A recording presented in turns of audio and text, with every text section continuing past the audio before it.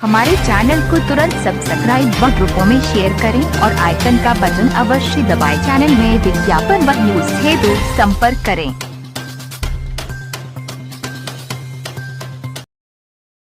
भारतीय मजदूर संघ से संबद्ध आरावर्त बैंक वर्कर्स एवं ऑफिसर्स ऑर्गेनाइजेशन ने राष्ट्रीय संगठन ऑल इंडिया ग्रामीण बैंक वर्कर्स एवं ऑफिसर्स ऑर्गेनाइजेशन के आह्वान पर आर्यावर्त बैंक के गोमती नगर प्रधान कार्यालय में ग्रामीण बैंक के कार्मिकों की विभिन्न समस्याओं के समाधान के लिए धरना प्रदर्शन किया गया। संगठन अध्यक्ष रोहित सिंह ने कहा कि बैंकों में वामपंथ व इसके संगठन अपनी जड़ जमा रहे हैं, जिस कारण कई प्रकार की समस्याएं उत्पन्न हो रही हैं। भारतीय मजदूर संघ से संबद्ध संगठन राष्ट्र हित, उद्योग हित और कार्मिक हित की बात करते हैं। इस धरना कार्यक्रम में अधिकारी संगठन के महामंत्री ललित सिंह व कर्मचारी संगठन के महामंत्री प्रवीण सिंह चौहान प्रातः से साय ज्ञापन तक बिना अन्न जल ग्रहण किए धरने पर बैठे। उपस्थित अधिकारियों कर्मचारियों ने पूरे जोश के साथ धरना प्रदर्शन में भाग लिया। संगठन पदाधिकारियों और उपस्थित अधिकारियों कर्मचारियों ने वित्त मंत्री भारत सरकार के नाम ज्ञापन आरावर्त बैंक अध्यक्ष को सौंपा।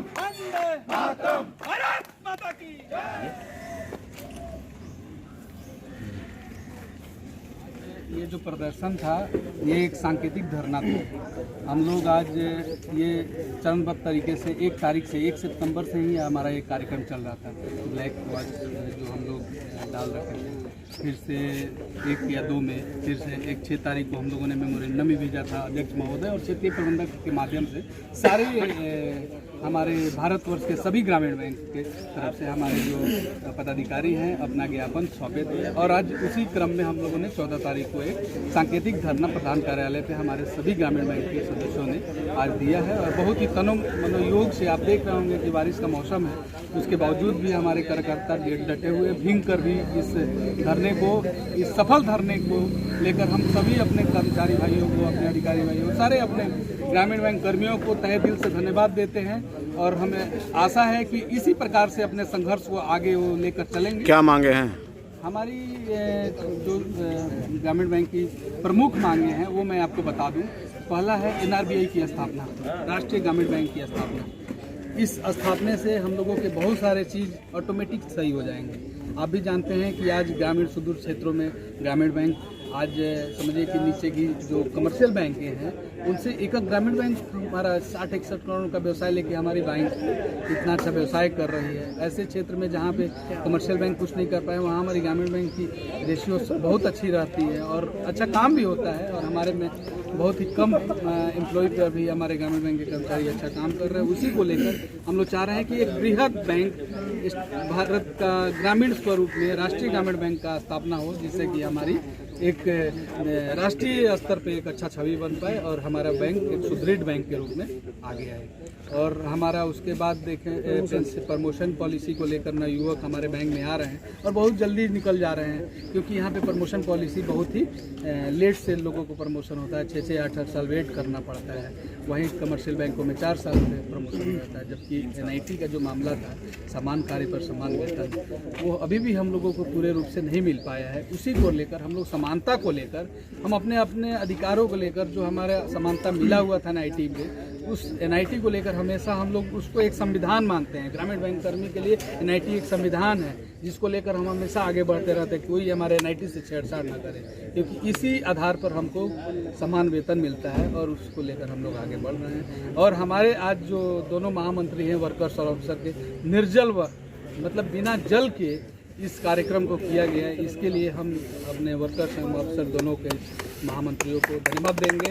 और मैं चाहूँगा कि इसी तरीके तन मन से हमारे ग्रामीण बैंक के सभी पदाधिकारी काम करें और सदस्य हित में काम करें, ग्रामीण बैंक के हित में काम करें। हमारा ग्रामीण बैंक का एक ऐसा संगठन, मात्र एक संगठन भारतीय मजदूर संघ है, हमेशा राष्ट्रीय हित और उद्योग हित के साथ में अपने ग्रामीण बैंक कर्मियों का भलाई करने में हमेशा अग्रसर है। इसमें जो बहुत बड़ी मांग है हम लोगों की, वो ये है कि राष्ट्रीय ग्रामीण बैंक की स्थापना जैसे बताया गया है, भारत सरकार जो है RRB के रिफॉर्म्स पे लगी हुई है। तो भारत सरकार को ये भी बताना है कि आप अगर भारत देश का रिफॉर्म करना चाहते हो तो ग्रामीण क्षेत्र का रिफॉर्म भी करना पड़ेगा और उसके लिए आपको national rural bank of India, राष्ट्रीय ग्रामीण बैंक बनानी पड़ेगी, क्योंकि ये ग्रामीण बैंक के देश की 60% आबादी की सेवा करती है। तो अगर आप उस तक पहुंच बनाना चाहते हैं तो ग्रामीण बैंकों को सुदृढ़ करना पड़ेगा। दूसरा, ग्रामीण बैंक के जो अधिकारी कर्मचारी हैं 8-8 साल 6-6 साल हो जाते हैं इनको नौकरी करते हुए, इनको प्रमोशन नहीं मिलता। तो आरआरबी रिफॉर्म की अगर आप बात कर रहे हैं तो आपके जो सर्विस कंडीशन है कर्मचारी अधिकारियों की, उनका भी रिफॉर्म आपको करना पड़ेगा।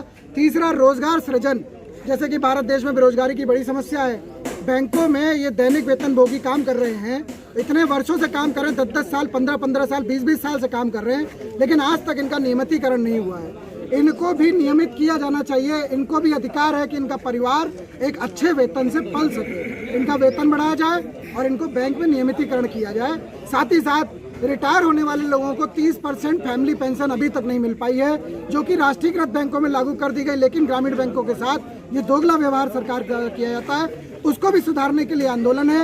एनपीएस जो योजना चलाई जा रही है, राष्ट्रीयकृत बैंकों में 14% का कंट्रीब्यूशन नियोक्ता देता है, लेकिन ग्रामीण बैंकों के लिए अभी भी वही पुराना 10% चल रहा है। हमारी डिमांड है कि उसको 14% किया जाए और पूरे सभी को पेंशन फॉर ऑल, पेंशन पाने का सभी को अधिकार है। जो ओल्ड पेंशन स्कीम है, पेंशन की गारंटी दी जाए।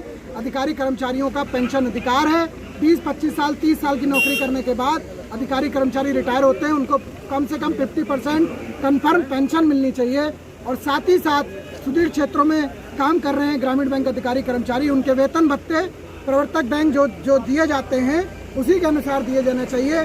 11वां वेतन समझौता भी हाल ही में हुआ है, लेकिन उसके भी भत्ते पूरी तरीके से लागू नहीं किए गए हैं। तो कुल मिला के एक बड़े वृहद स्वरूप में देश में 43 ग्रामीण बैंकें काम कर रही हैं, जिसमें 90,000 अधिकारी कर्मचारी काम करते हैं। 675 जिलों में ये बैंकें फैली हुई हैं। 21,000 से ज़्यादा शाखाएं हैं और 9 लाख 10 लाख करोड़ से ज़्यादा का व्यवसाय है ग्रामीण बैंकों का। इतने बृहद स्वरूप को देखते हुए ग्रामीण बैंक के रिफॉर्म की अगर बात करनी है तो अधिकारी कर्मचारियों की सर्विस कंडीशन की रिफॉर्म को भी करना पड़ेगा। और इन्हीं सब मांगों को लेकर भारतीय मजदूर संघ के नेतृत्व में हम लोग ये धरना प्रदर्शन कर रहे हैं। आगे का चरण है 21 अक्टूबर को 1 दिन की हड़ताल है। हम जनता की सेवा करते हुए, जनता के बीच में रहते हुए, जनता को कोई नुकसान ना पहुंचाते हुए अपनी मांगों के लिए लगातार लड़ रहे हैं।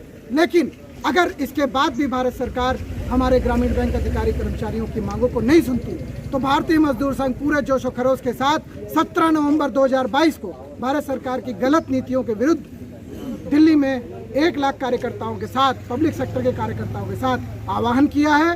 पूरे 1 लाख कार्यकर्ता पूरे देश से पब्लिक सेक्टर के दिल्ली पहुंचेंगे और भारत सरकार की गलत नीतियों के खिलाफ एक साथ खड़े होकर बिगुल बजाएंगे।